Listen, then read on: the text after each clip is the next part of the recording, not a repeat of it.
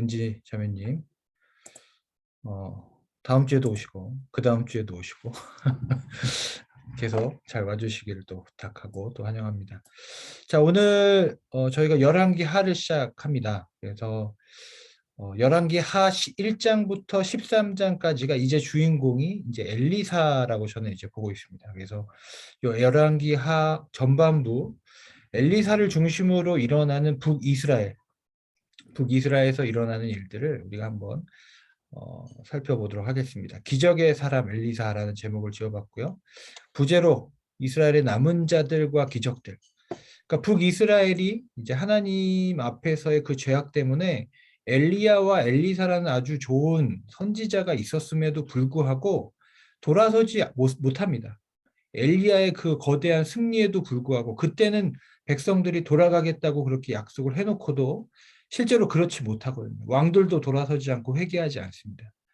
그러나 우리가 여기서 그냥 절망하고 이렇게 악한 사람들이 있나 이렇게만 볼 것이 아니라 이 가운데 남아있는 사람들, 그럼에도 불구하고 하나님의 뜻을 이루어가는 사람들, 또 뒤에 가서 볼 테지만 이제 나아만 장군 같은 이제 이방인이지만 엘리사를 통해서 구원받고 회복하는 이런 사람들도 나오거든요.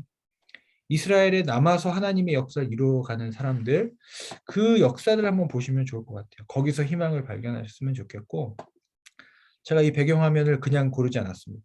요거 고르는데 10분 이상 걸렸습니다. 이 한 조각에 남은 하나님의 말씀을 저렇게 모여서 붙잡고 있는 이 남은 자들, 그죠? 오늘날의 그런 시대죠. 어떻게 해서도 하나님의 말씀에 붙어 있으려고 애썼던 사람들, 그 사람들로부터 그래도 하나님이 여전히 역사하셨다. 이런 관점으로 우리 열왕기하를 보시면 좋겠습니다. 오늘 뭐 대선 투표가 있었는데 또 우리가 또 열왕기 상하가 왕하고 관련이 많지 않습니까? 그래서 이쯤에서 저희가 신명기적 관점, 그러니까 신명기에서 이때는 이제 광야에 있을 때죠. 신명기라는 것은 모세를 통해서 주신 말씀인데 이때 이미 왕에 대해서 하나님께서 이 백성들에게 하신 명령이 있어요. 앞으로 만약 너희 중에 왕을 세우고 싶으면 이렇게 세워라 했던 것이 있어요. 몇 가지 기준들을 한번 짚고 넘어가 볼게요. 이스라엘 백성에게 왕은 어떤 사람이냐? 14절에 만약 여호와께서 내게 주시는 땅에 이르러 그 땅을 차지하고 거주할 때에 우리도 우리 주위 모든 민족들 같이 우리 위에 왕을 세워야겠다는 생각이 나거든.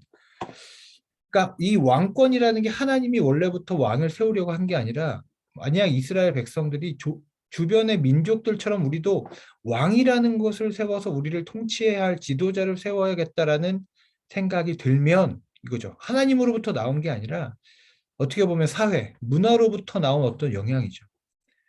근데 하나님이 이걸 전적으로 거부한 게 아니라 만약 그런 왕을 너희 중에 세우려고 한다면 반드시 조건부로 허락을 하신 거예요. 첫째, 하나님 여호와께서 택하신 자로 해라. 두 번째, 내 형제 중에 한 사람을 택하라. 그러니까 이방인을 세우지 말라는 거죠. 이방인이 아닌 하나님이 택하신 사람이 왕이 되게 하라. 16절. 그는 병마를 많이 두지 말 것이요. 제가 계속 성경 읽어가면서 이 얘기 많이 했을 거예요. 말을 계속 욕심내는 사람. 그게 분명히 신명기적 관점에서는 이게 전투력이잖아요, 사실. 군사력. 이것에 욕심을 내는 사람은 왕으로 적합하지 않다. 그리고 그렇게 전투력, 힘으로 통치하는 걸 애굽이라고 표현하죠. 애굽의 그 통치 방식으로 하지 말라고 얘기합니다. 또 그에게 아내를 많이 두어 미혹되게 하지 말 거야. 말을 많이 두지 말고요. 아내를 많이 두지 말고 또 자기를 위하여 은금을 많이 쌓지 말 것이니라. 오해하시면 안 돼요. 아내가 문제가 되는 게 아니라 아내가 문제가 아니라 아내를 많이 두는 게 문제인 거예요. 은금이 문제가 아니라 은금을 나를 위하여 쌓는 게 문제가 되는 거예요. 이런 사람은 왕으로서 적합하지 않다라고 얘기합니다. 그 대신 요구하는 건 하나예요. 18절. 이 율법서의 등사본을 평생에 자기 옆에 두고 읽어서 하나님 여호와 경외하기를 배우며 여호와의 율법을 순종한 사람. 이것이 왕이라는 거죠. 그러니까 한 가지 조건, 유일하게 하나님께서 이 사람은 왕으로서 괜찮아라고 하는 유일하게 요구하는 것이 뭐냐면 하나님의 말씀을 가까이 두고 읽고 배우고 그것을 통해서 자기를 변화시킬 수 있는 사람, 그 사람이면 된다는 거예요. 여러분 이런 관점에서 열왕기 상하를 보면 왕으로서 해야 할 것은 명확하죠. 율법서를 가까이 두거나 아니면 그 말씀을 전해줄 사람을 곁에 두는 거죠. 그게 바로 오늘 말씀의 엘리야나 엘리사 같은 사람인 거죠. 그러니까 이런 왕의 자격을 한번 생각해 보시면서 오늘 한번 읽으면 좋겠습니다.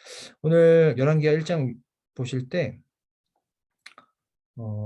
제가 세 가지 질문을 요즘 시작하면서 여러분들이 드리고 있는데 한번 생각해 보시면 좋겠어요. 엘리야는 이런 측면에서 보면 왕들의 적이었는가? 제가 왜 이 질문을 했냐면 저희가 계속 아합과 대적하고 있는 엘리야를 보잖아요. 오늘은 그 아들 아하시아에게 또 심판을 선언하는 엘리야를 또 보게 됩니다. 여러분 이걸 보면 이 왕들에게 있어서 엘리야는 끊임없는 적이야. 왜냐하면 끊임없이 나타나서 자기가 망할 거다, 죽을 거다. 이런 하나님의 말씀을 전하고 있거든요. 그런데 여러분 한번 반대로 생각해 보면 지금 이 죄악 가운데 있는 아합과 아하시아가 유일하게 하나님과 소통할 수 있는 유일한 방법이 뭐예요? 반대로 생각하면. 이 엘리야예요, 사실. 그죠? 그러니까 우리의 인생도 한번 생각해 보는 거죠. 나에게 어떤 적과 같이 느껴지는 어떤 사건들, 사람들. 근데 과연 적인가? 이걸 한번 생각해 볼 필요가 있어요. 진짜 적이 아니라 그 사람을 통해서 하나님의 어떤 메시지를 들을 수 있다면 그 사람은 적이 아니에요. 그죠? 어떻게 보면 하나님과 소통하고 하나님을 발견할 수 있는 그런 사건일 수 있고 그런 사람일 수 있다는 거예요. 엘리야는 그런 역할을 하고 있는 거죠. 두 번째. 자, 오늘 본문에 나오는데 아하시아의 가장 큰 오늘 문제, 그가 왜 2년밖에 북이스라엘을 통치하지 못했는가의 문제는 바로 여기 있었어요. 누구에게 묻는가? 그는 바알세붑이라고 하는 이방 신에게 묻습니다. 하나님이 이것에 분노하세요. 과연 우리는 어떻게 하고 있는가? 이 불확실성과 혼란과 불안의 시대에 실제로 우리는 어디에 묻고 어디에 귀를 기울이고 어느 말씀, 어느 지식에 권위를 두고 그것을 우리의 마음을 두는가? 이 문제를 한번 아시아를 두고 한번 돌아보시면 좋겠습니다. 자, 또 오늘 또 포인트는 뭐냐면 오늘 엘리야 이야기가 제가 좀 묵상하다 보니까 예수님의 그 마지막에 잡혀가시는 장면하고 좀 닮은 게 있어요. 사람들이 잡으러 오고 또 하나님이 따라가시고 또 부르는 그 자기를 부른 그 왕, 그 지도자가 대면하고 또 누군가가 죽고 하는 어떤 이런 일련의 사건들이 예수님을 잡으러 온 사건과 약간 비슷한 측면들이 있어서 좀 그것들을 비교하면서 읽으시면 좀 더 재밌지 않을까라는 생각이 들었습니다. 자, 이런 질문을 가지시고 보도록 하겠습니다. 자, 열왕기하 1장입니다. 자, 여러분 열왕기하가 드디어 시작했습니다. 자, 아합, 저희가 열왕기상 끝에서 보았듯이 아합이 죽었고 그 아들 아하시아가 통치합니다. 근데 제가 여기 써놨지만 아하시아가 2년밖에 통치를 못했어요. 2년. 왜 이렇게 짧게 통치했느냐? 사실 그걸 설명하고 있어요. 자, 먼저 이 아하시아라는 왕은 그 즉위 때부터 어려움이 생기기 시작했습니다. 모압이 이스라엘을 배반하였더라. 이 이야기가 왜 진술되었을까 생각해 보면 열왕기 3 끝부분에 보면 지금 북이스라엘은 지금 이렇게 모압이 북이스라엘을 배반하고 외교적으로 어려운 상황을 맞이하고 있지만 반대로 남유다는 여호사밧이라고 하는 제가 꽤 괜찮은 왕이라고 인정한 이 여호사밧 왕은 어, 외교적으로 상당한 이제 힘을 얻고 있는 안정된 시기를 보내고 있었거든요. 그러니까 대조하는 거죠. 하나님을 섬기려고 했던 여호사밧은 외교적으로 굳건한 위치를 차지하고 지도적인 역할을 하고 있고 반대로 북이스라엘은 어때요? 지금 모압이 배반했죠. 그러니까 힘이 없는 거죠, 외교적으로. 그러니까 여기서 우리가 알 수 있는 게 뭐냐? 제가 여기 써놨지만 왕의 영성이 곧 국제적 위상이다. 지금 이 열왕기 상하의 세계관에서는 그래요. 왕의 영성이 곧 국제적인 위상이 돼요. 솔로몬처럼 이제 하나님의 지혜를 가지고 하나님과 가까이 있는 사람이면 세상에서도 이렇게 높아지고 배반하지 않고 스스로 이렇게 그 지혜를 배우려고 하는 그런 모습들이 드러나죠. 그럼 또 두 번째 이렇게 배신의 문제가 있었고요. 배반의 문제, 국제적인 문제가 있었고 2절 아하시아가 사마리아에 있는 그의 다락 난간에서 떨어져 병들고 아주 지극히 개인적인 불행이 있었어요. 이게 좀 내용이 황당하죠. 다락 난간에서 왜 떨어져요? 이게 참 왕이 다락 난간에서 떨어졌어요. 그래서 병들었어요. 근데 이게 그냥 병든 정도가 아니라 사자를 보내서 내가 살 수 있을까 물어볼 정도였으니까 아마 크게 다친 것으로 보입니다.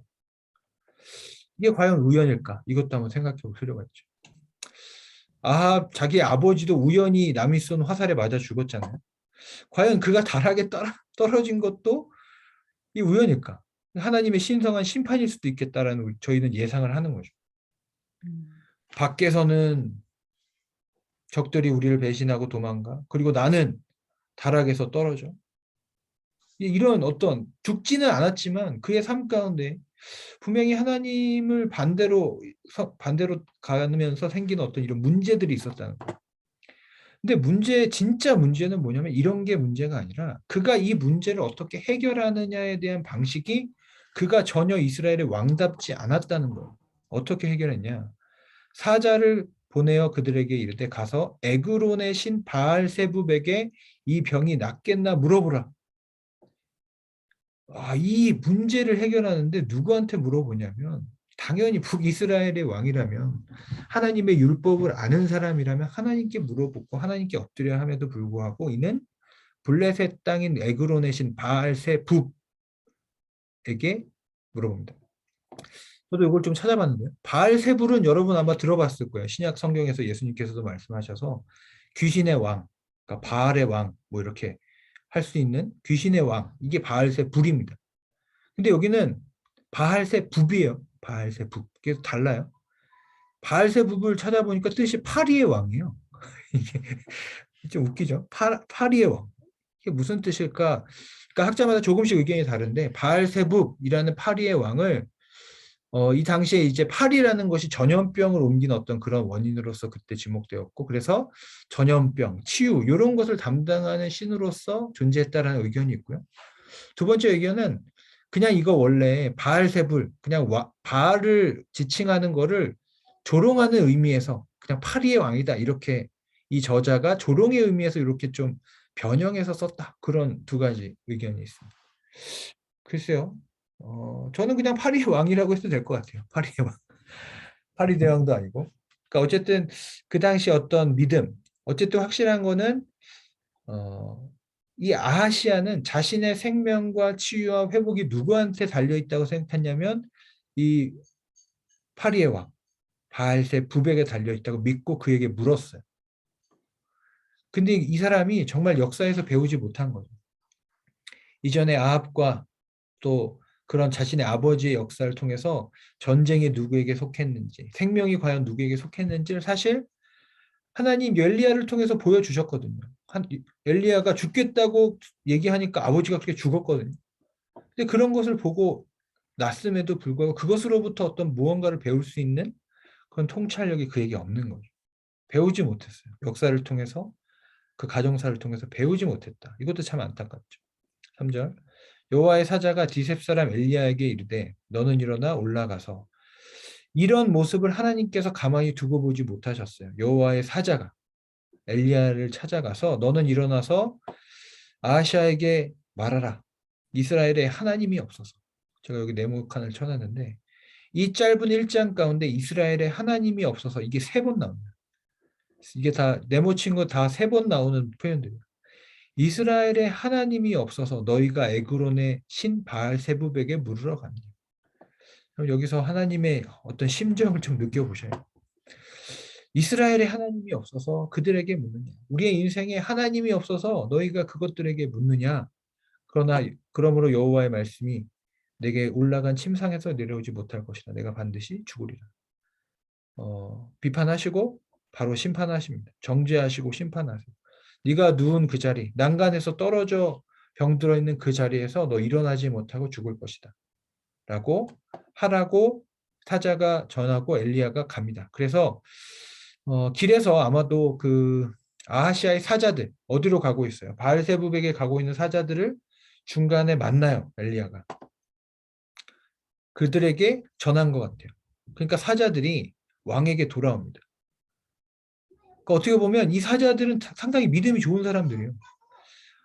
바알세부에게 물으러 가고 있는데 한 여호와의 사자인 엘리야가 나타나서 이 말을 하나님께 하셨으니 전하를 하니까 가던 길을 가지 않고 어떻게 해요? 돌아왔어요. 돌아와서 왕에게 전했죠. 그러니까 이 사자들은 어떻게 보면 바알세부의 권위보다 지금 길에서 만난 엘리야의 권위를 더 높게 사는 거죠. 이 사자들의 믿음이 사실 아시아보다 더 좋은 거죠. 왕에게 돌아왔어요. 그래서 왜 돌아왔냐라고 물어보니까 그들이 말하되 한 사람이 올라와서 우리를 만나 이르되 너희는 너희를 보는 왕에게로 돌아가서 그에게 구하기를. 아까 한 말씀이 그대로 반복되죠. 이스라엘에 하나님이 없어서 바알세북에 물으려고 보내느냐. 너는 침상에서 내려오지 못하고 죽으리라. 이게 두 번 반복, 그대로 반복되고 뒤에 한 번 더 반복됩니다. 왕이 그들에게 올라가서 너희를 만나 이 말을 너희에게 한 그 사람이 어떤 사람이다. 여러분 이 반응을 보세요. 이게 악한 왕들의 반응이 그거예요. 나한테 어떤 하나님의 이게 계시거든요. 분명히 하나님의 우리에게 주시는 계시가 있어요. 하나님께서 우리에게 주신 아주 명백한 계시임에도 불구하고 지금 아시아의 관심은 하나님의 화살이 나한테 날아왔을 때 내가 하나님 앞에서 어떻게 살 건가가 아니라 이 말을 누가 했는가? 이 화살 누가 쐈지? 하고 그 저주의 근원을 누구라고 보냐면 이 말을 전한 사람을 찾아요.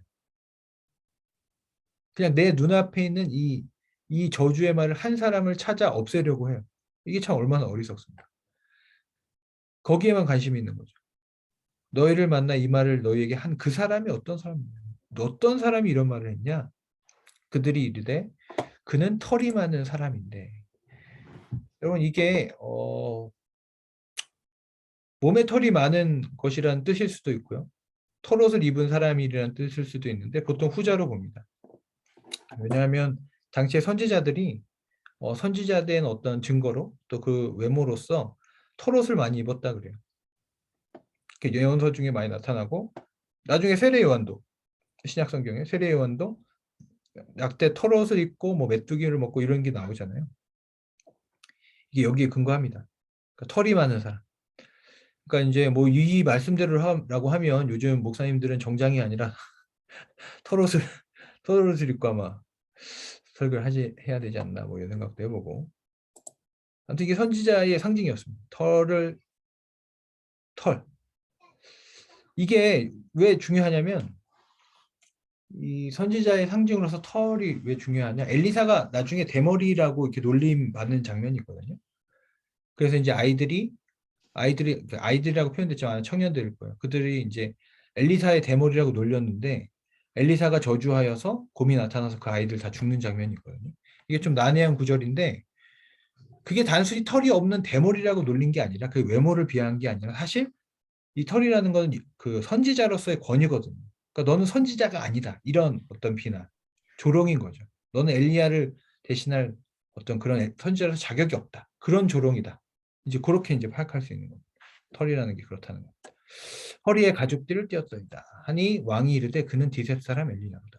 아하시아는 엘리야를 한 번도 본 적이 없습니다. 그러나 아합 왕 자기의 아버지를 통해서 아버지가 엘리야 때문에 죽었다고 생각하거든요. 엘리야의 그 말을 또 알고 있잖아요.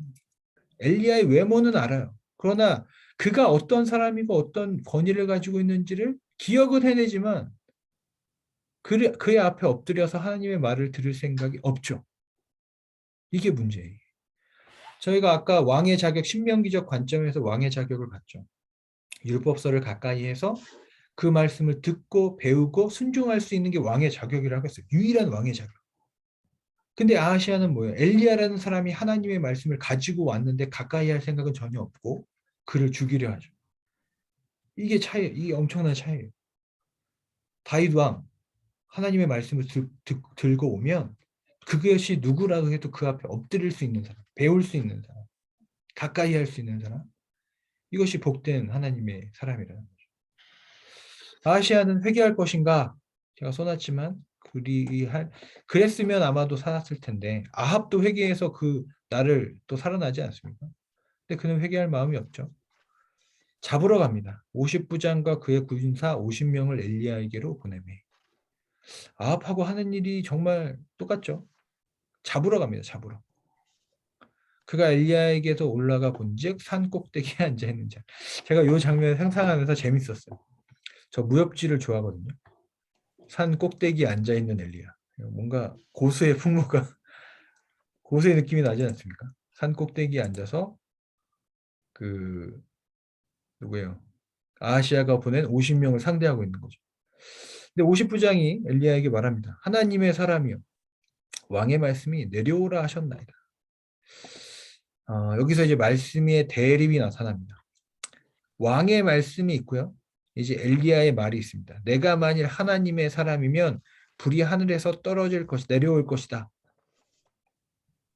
왕의 말씀과 하나님의 사람으로서의 말이 대결해요. 마치 제2차 갈멜살 대결처럼 보여요. 50부장, 인원은 좀 줄었죠. 50부장과 이 엘리야가 다시 갈멜산의 어떤 그런 말씀의 대결, 신적인 대결을 하는 거죠.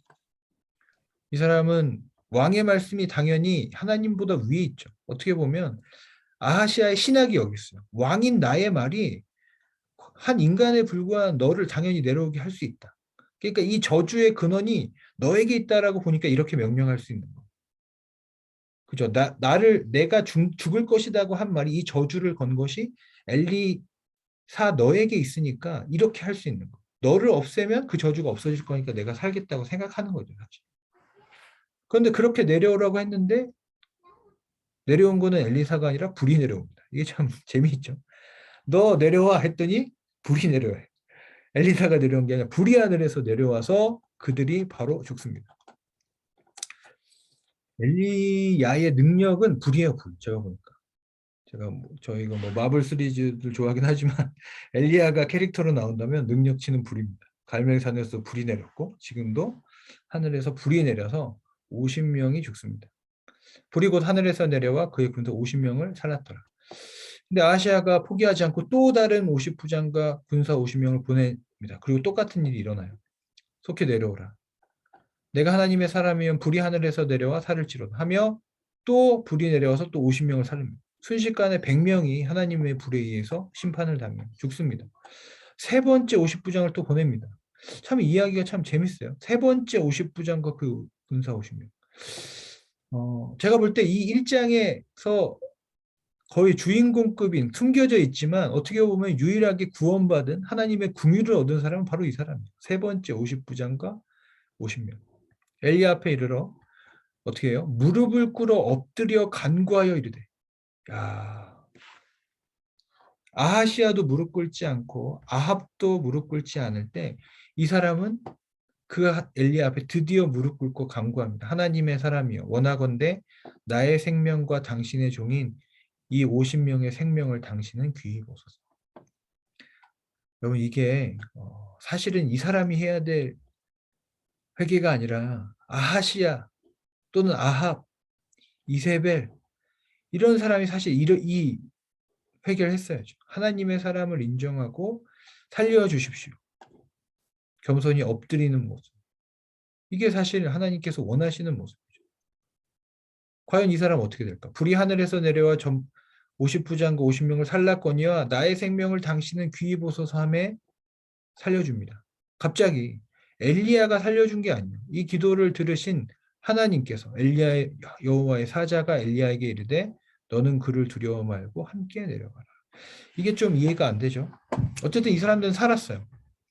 죽지 않았습니다. 근데 여호와의 사자가 이 사람들의 이런 부탁을 들은 것인지 아니면 특별한 하나님의 뜻이 있는지 모르겠는데 지금 산 위에서 잘 살고 있거든요. 그런데 엘리야에게 내려가라고 합니다. 내려가라. 그를 두려워하지 말고. 아마도 엘리야에게 두려워하는 마음이 있었는지도 몰라요. 근데 두려워하지 말고 내려가라라고 해요. 개인적으로는 그런 생각을 했어요. 안 내려가면 안 되나? 자기를 죽이려고 왜냐하면 지금 아하시아는 병들어 누워 있지만 어떻게든 이 엘리사를 죽이려고 하고 있잖아요. 근데 왜 내려가라고 했지? 제가 요 장면에서 예수님이 끌려가신 장면하고 약간 이제 비교가 되고 매치가 되는 게 있는 거예요. 안 가도 되시거든요. 예수님께서 수많은 사람들이 이제 잡으려고 오잖아요. 근데 예수님께서 순순히 끌려가십니다. 내버려 두라. 제자들하고 이렇게 갈등이 있었을 때도 이렇게 칼로 우리가 대립하지 마라 하면서 그냥 따라가십니다. 그럼 끌려가시죠. 여기서 비슷해요. 그게 몰려온 사람들의 부탁이었는지 내려갑니다. 그래서 순순히 어떻게 보면 자기를 죽일 수도 있는 왕 앞으로 따라가요. 엘리야도 변했죠. 예전에 그 두려워서 도망가던 엘리야하고 좀 다릅니다. 엘리야가 곧 일어나 그와 함께 내려가 왕에게 이르러 말하되 여호와의 말씀이 내가 사자를 보내 에그로 내신 바알세geb에게 물리려 한. 이거 또 나오죠. 그러니까 왕 앞에 섰어요. 왕 앞에 섰는데 또 아까 얘기한 그 얘기입니다. 이스라엘에 그의 말을 물을 만한 하나님이 안 계시느냐. 너 왜 그랬냐. 그러므로 내가 그 침상에서 내려오지 못할 것이라. 반드시 내가 죽으리라 하셨다 하니라. 여기서 끝납니다. 여기서 이 아하시아와 엘리사의 만남이 여기서 끝나요.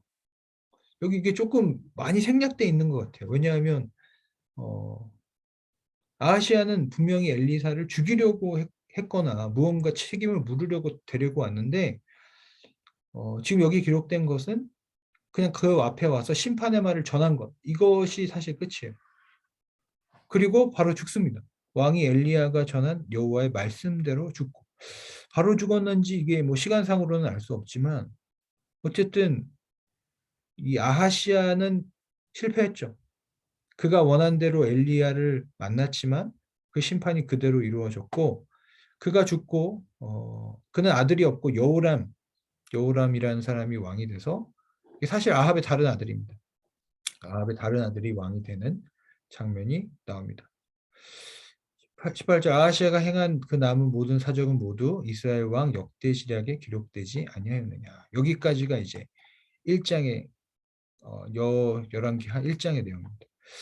그리고 이제 2장부터는 오늘 보진 않지만 이제 엘리야가 하늘로 올라가서 승천하고 이제 엘리사가 계승하는 장면인데 여러분 이 장면을 생각하면 이 마지막 사역이었어요, 사실. 엘리야의 마지막 사역이 뭐냐?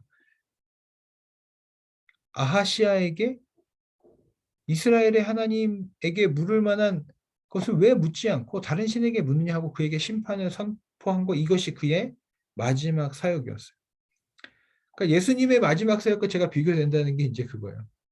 그러니까 예수님은 마지막 사역처럼 왕 앞에 어떻게 보면 끌려가시고 그들의 지금 왕이라고 생각하는 심판대 앞에 서시고 그런데 반대죠. 엘리야는 살고 승리했지만 예수님께서는 자신이 죽음을 당하셨죠. 그 자리에서.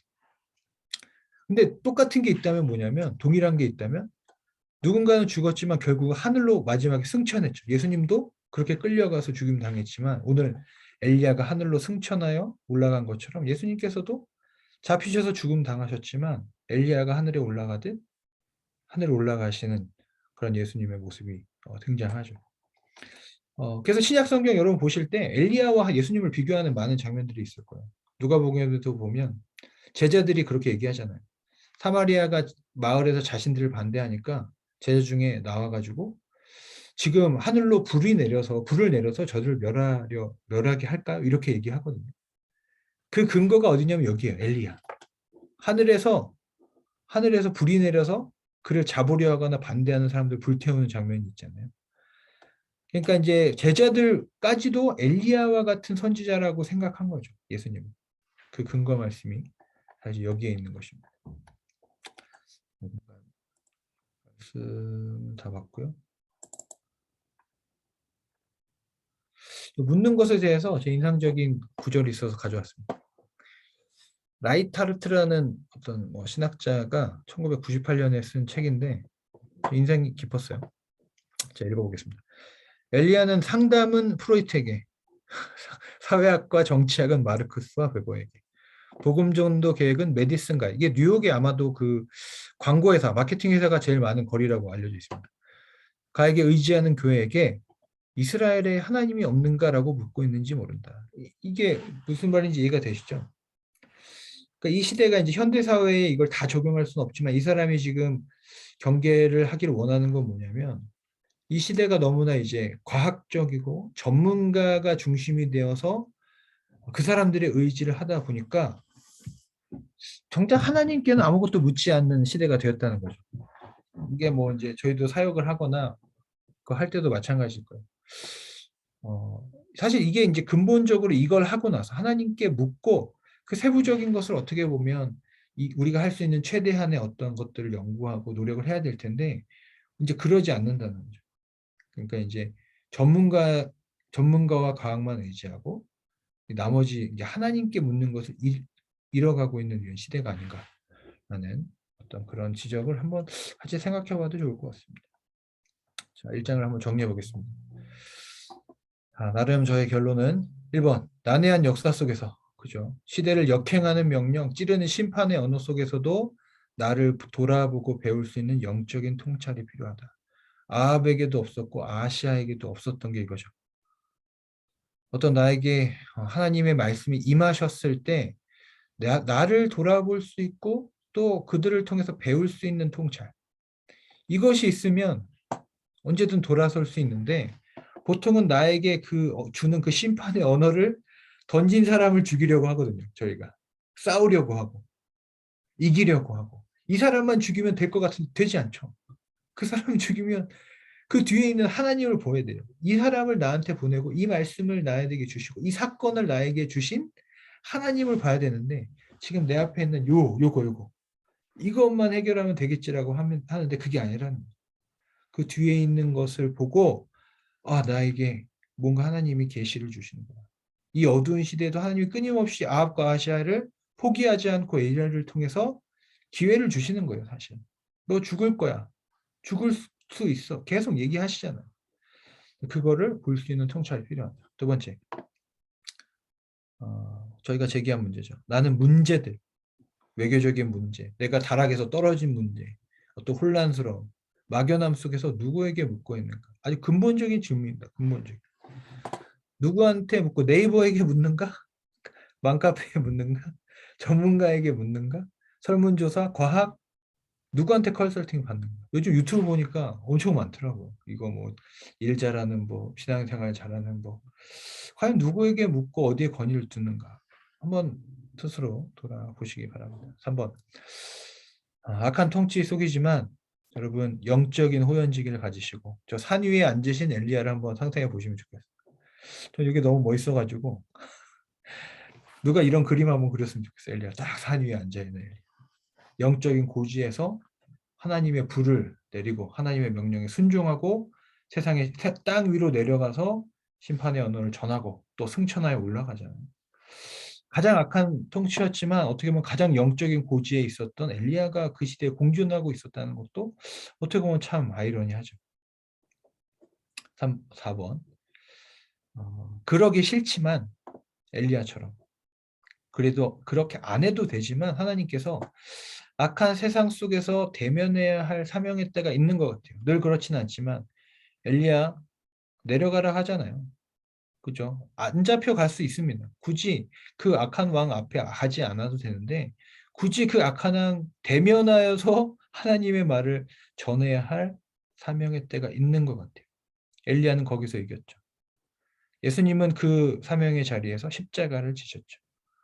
그러나 두 분의 어떤 공통점이 있다면 우리 2장에서 엘리야는 승천하시고 또 예수님도 십자가 부활로 승천하신 것을 봐서 악한 세상에 대면하면 우리가 이길 수도 있고 질 수도 있지만 결국은 하나님의 영광 또 승리를 통해서 하나님께서 보상하시고 또 갚아주시고 하나님의 뜻을 이루시는 것을 보게 됩니다. 오늘 열왕기 1장 우리가 봤는데요. 우리가 엘리야의 마지막 어떻게 보면 마지막 사역이었고 다음 장에 엘리사에게 자신의 이제 사역을 계승하는 장면 이것을 보게 될 것입니다. 자, 제가 준비한 거 여기까지고요.